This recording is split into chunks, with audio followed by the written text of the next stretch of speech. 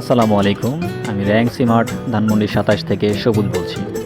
আজকে আমাদের একজন সম্মানিত কাস্টমার তার ফ্রিজের অপারেটিং সম্পর্কে জানতে চেয়ে আমাকে ফোন দিল। তা আমিও ফোন পাওয়া মাত্রই আমার টিমকে নিয়ে আমি বেরিয়ে পড়লাম তার সমস্যার সমাধান করার জন্য।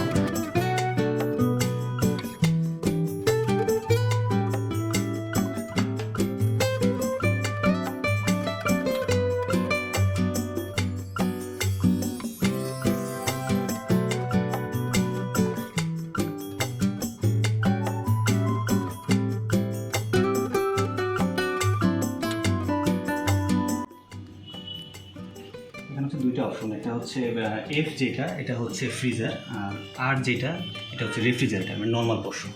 এখানে যখন সিলেক্ট করবেন তখন এই যে আর আসলে নর্মাল পোর্শনটা আসতেছে, যখন এফ আসতেছে তখন ফ্রিজার পোর্শনটা আসতেছে। আচ্ছা, আর এইখানে হচ্ছে টেম্পারেচার কন্ট্রোলটা। এখন যেহেতু আমরা এফে রাখছি মানে ফ্রিজার পোর্শনেরটা, এটা যে 1 থেকে 3 যেটা স্ট্যান্ডার্ড আমরা সেটাই রাখছি। আর এখানে যখন যখন আমরা আর নিয়ে আসছি মানে নর্মাল পোর্শন রেফ্রিজারেটর, এইখানে আমাদের যে 3 আছে যেটা স্ট্যান্ডার্ড আমরা রাখছি।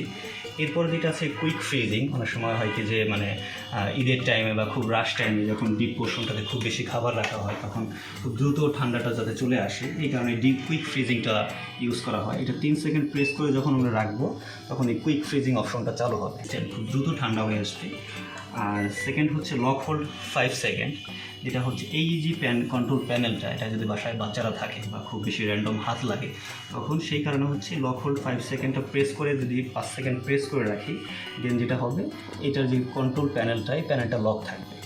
আর এরপর আসছে এনার্জি সেভিং। ফ্রিজটা যদি খুব বেশি অনেকদিন ইউজ না হয়, অনেক সময় দেখা যাচ্ছে যে বাসায় খাবার থাকে, অনেকে ঢাকার বাইরে থাকে বা ভ্যাকেশনে থাকে, দ্যাট টাইম এই এনার্জি সেভিংস মোডটা দিয়ে রাখলে আপনার ফ্রিজটা খুব মানে বেশি পরিমাণে এনার্জি সেভ করবে, ইলেকট্রিসিটি বিলটা কম আসবে। Thank you.